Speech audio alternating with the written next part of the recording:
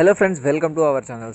Friends, Telangana రాష్ట్రంలో అభయహస్తం అనే పథకాలు ప్రజాపాలన ఫామ్ని ఎలా ఫిలప్ చేయాలి, ఏమన్నా మిస్టేక్ చేసిర్రనుకో అది మాత్రం ఫెయిల్ అవుతుందండి. సో మీరు అనర్హులు అవుతారు. సో దీని మీద టిక్ చేయాలి, ఏమేమి దరఖాస్తులు దీనికి లింక్ చేయాలి, అలాగే ఎక్కడ ఏం డాక్యుమెంట్స్ రాయాలో క్లారిటీగా నేను ఈ వీడియోలో ఎండ్ వరకు ఎక్స్ప్లెయిన్ చేయబోతున్నాను. సో ఎక్కడ కూడా మిస్ చేయండి, వీడియో లైక్ చేయండి. సో వీడియోలో వెళ్ళిపోదాము. సో లైక్ చేసిన తర్వాత మీ కుటుంబం వాళ్ళకైతే షేర్ చేయండి. సో చూడండి, ఇక్కడ మనం చూడొచ్చు. సో డిసెంబర్ 28 నుంచి జనవరి 6 వరకు అయితే ఈ ఫామ్లో ఉంటుందన్నట్టు ఈ 8 డేస్. సో ఇక్కడ చూడండి, మహాలక్ష్మి, రైతు భరోసా, గృహజ్యోతి, అలాగే ఇంద్రమ్మ ఇల్లు, చేయూత అన్నట్టు. సో ఈ పథకాలకైతే ఈ వివరాలు ఇందులో యాడ్ చేసుకోవచ్చు అన్నట్టు. సో దరఖాస్తు సంఖ్య మీకు అవసరం లేదు. సో అది మీరు జీపీ వాళ్ళు ఇచ్చేస్తారు అన్నట్టు. సో ఫోటో కూడా మీరు రీసెంట్లీ అయిన ఫోటో నింపేయాలి. దరఖాస్తు ఇంటి పేరుతో సహా ఇక్కడ ఆధార్ కార్డులో ఏది ఉంటే అదే రాయండి. సో దాని తర్వాత స్త్రీ అయితే స్త్రీ, పురుషు అయితే పురుషు, ఇతరులు అయితే ఇతరులు టిక్ చేసేయండి. సో స్త్రీ ఎక్కువగా అయితే మనకు రేషన్ కార్డులో స్త్రీ వాళ్ళకే ఉంటుంది కాబట్టి స్త్రీ పేరే రాస్తే బెటరు. సో దాని తర్వాత ఎస్సీ అయితే ఎస్సీ, ఎస్టీ అయితే ఎస్సీ, బీసీ అయితే బీసీ, మీ ఏదైతే ఉందో కులమో సో దాని మీద టిక్ చేసేసేయండి. దాని తర్వాత పుట్టింది ఏది, పూర్తి డేట్ ఆఫ్ బర్త్ ఉండాలి. ఆధార్ కార్డులో ఏదైతే ఉందో అదే డేట్ ఆఫ్ బర్త్ ఇందులో మెన్షన్ చేయండి, లేదంటే రిజెక్ట్ అయిపోతుంది. సో కావున ఫుల్ డేట్ ఆఫ్ బర్త్ అయితే ఆధార్ కార్డులో ఉంటుంది. సో సేమ్ ఉండాలండి. ఆధార్ కార్డ్ నెంబర్ సరి చూసుకోండి, తప్పు రాయకండి. సో రేషన్ కార్డ్ నెంబర్లు, సో రేషన్ కార్డ్ నెంబర్ అంటే ఎఫ్ఎస్సి ఫుడ్ సెక్యూరిటీ కార్డ్ నెంబర్ను పాతవి అయితే డబ్ల్యూఏపీ అని చెప్పేసి రేషన్ కార్డులో ఉండే. సో రీసెంట్లీగా ఫుడ్ సెక్యూరిటీ కార్డు ఏదైతే ఉందో ఆ నెంబర్ అయితే ఇచ్చేయండి. సో అది కూడా జిరాక్స్ పెట్టాల్సి ఉంటుంది అన్నట్టు. దాని తర్వాత mobile number. So mobile number మీరు జాగ్రత్తగా ఎంటర్ చేయాల్సి ఉంటుంది. తప్పుపోతే మాత్రం అది మీ ప్రాబ్లము.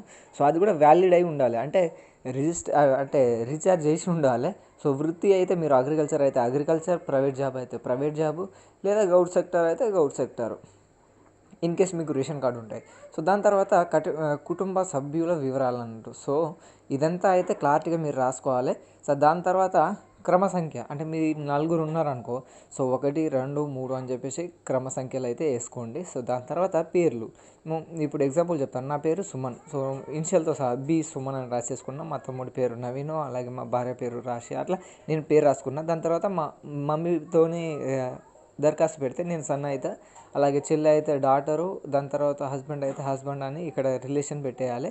దాని తర్వాత మేలు, ఫిమేలు, అలాగే ఏముంటో ఆ లింగం అనేది చెప్పేసి మీరు పెట్టేయాలి. దాని తర్వాత ఫుల్ డేట్ ఆఫ్ బర్త్ కూడా ఇక్కడ కూడా మెన్షన్ చేయండి. దాని తర్వాత వారి కుటుంబ సభ్యులు అందరి ఆధార్ కార్డ్ నెంబర్లు అయితే ఇక్కడ చాలా జాగ్రత్తగా మెన్షన్ చేయండి దయచేసి. ఎందుకంటే ఏం మిస్టేక్ అయినా కానీ కరెక్షన్ అయ్యే ఛాన్సెస్ ఉన్నా కానీ డిలే చేస్తారు చాలా. So next step 10th point వచ్చేసి చిరునామా మీకు ఇంటి నెంబర్తో సహా అన్నట్టు. రీసెంట్లీగా మీరు ఇంటి పన్ను కట్టి ఉంటే దాని మీద ఇంటి నెంబర్ ఉంటుంది. సో దాన్ని అయితే ఇంటి పన్నులో ఉన్న ఇంటి నెంబర్ అడ్రస్ రాసేయండి ఇక్కడ. సో నేనైతే రాసేసిన. సో దాని తర్వాత గ్రామము, అలాగే మున్సిపాలిటీ అని ఉంది కదా. సో విలేజ్లో అయితే గ్రామము, సిటీలో అయితే మున్సిపాలిటీ ఉంటుంది. వార్డు నెంబర్ అనేది సిటీలో ఉంటుందండి, ఇక్కడ కూడా ఉంటుంది, కానీ వార్డు నెంబర్ వేయాల్సిన అవసరం లేదు గ్రామంలో. జిల్లా అయితే కన్ఫామ్ ఉంటుంది, మండలం కూడా ఉంటుంది. సో దాని తర్వాత అభయహస్తము కావాల్సిన పథకాలకు లబ్ధి కొరకు టిక్ చేయండి. అంటే మనకు ఇక్కడ నుంచి స్కీములు, ఏ స్కీములు మీకు ఎలిజిబుల్లో అది టిక్ చేసేయండి అని చెప్పేసి ఉన్నది. సో ప్రతి నెల 2500 అందరికి కావాల్సిందే, టిక్ పెట్టేసేయండి.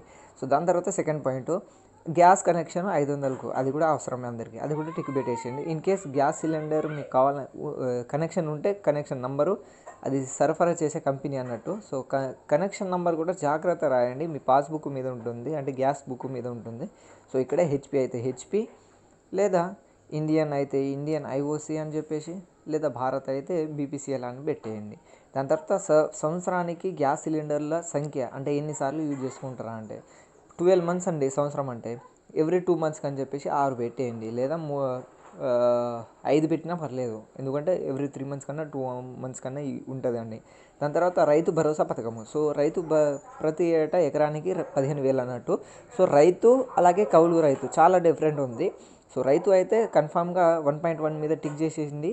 పట్టా పాస్బుక్ పుస్తకం నెంబర్ అయితే ఇక్కడ ఉండాల్సి ఉంటుంది. కౌలు రైతు అయితే ఇక్కడ మీరు సర్వే నెంబరు, విస్తరణం కూడా రాయాల్సి ఉంటుంది. పట్టా పాస్బుక్ నెంబరు రైతుకే ఉంటుంది, కౌలు రైతుకు అయితే ఇక్కడ ఫామ్లో ఫిలప్ చేయాల్సి ఉంటుంది.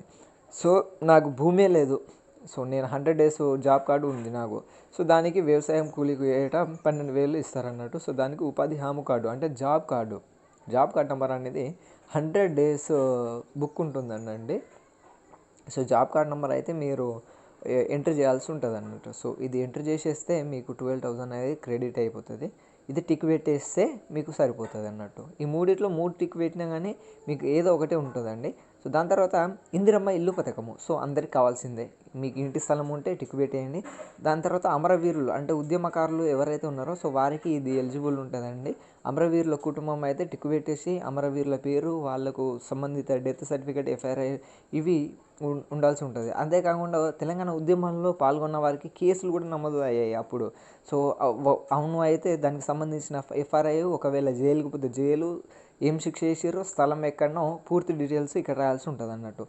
సో ఇక్కడ కూడా మీరు ఇన్ కేస్ అయ్యి ఉంటే లేదు నాకు కావాలని చెప్పేసి పొరపాటున టిక్ పెట్టేస్తే మాత్రం మొత్తం రిజెక్ట్ అయిపోతుంది, జాగ్రత్తగా.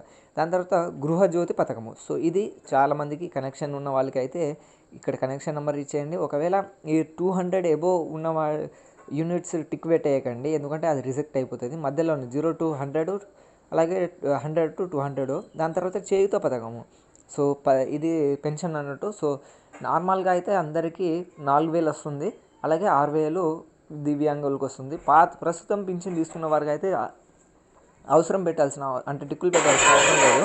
ఇన్ కేస్ మీరు దివ్యాంగులు అయితే మాత్రం సదరం సర్టిఫికేట్ డీటెయిల్స్ కావాలి. ఒకవేళ ఇతరులు అయితే వృద్ధులు అయితే వృద్ధులు, దాని తర్వాత ఒంటరి మహిళ జీవన భృతి అయితే జీవన భృతి, వితంతు అయితే ఇవి మీకు ఏదైతే ఉందో సో దాని మీద మీరు టిక్ పెట్టాల్సి ఉంటుంది అన్నట్టు. ఇది కూడా చాలా జాగ్రత్త అండి. అన్ని టిక్కులు పెట్టేయకండి, ఏదో ఒకటే ఉంటుంది మీరు ఎలిజిబుల్.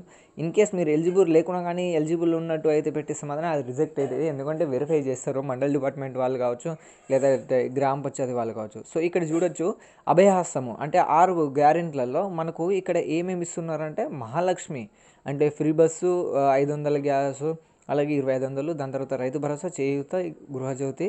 ఒక యువ వికాస్ అనేది ఆఫ్ చేసారండి. ఇది కూడా త్వరలో తీసుకొస్తారంట, అది కూడా మన వీడియోలో చెప్తాము నెక్స్ట్ వీడియోలో. సో దాని తర్వాత ఈ ఫామ్ మనం ఫిలప్ చేసిన తర్వాత దానికి జతపరచాల్సింది కేవలం ఆధార్ కార్డ్ జిరాక్స్ ప్రతిదీ. అంటే దాని తర్వాత తెల్ల కార్డు, రేషన్ కార్డు. సో ఎవరైతే కార్డు హోల్డర్ ఉన్నారో సో మా మమ్మీ వాళ్ళు ఉన్నారు కాబట్టి వాళ్ళ సంతకం లేదా వెలుముద్ర, పేరు, తేదీ అన్నట్టు. సో దాని తర్వాత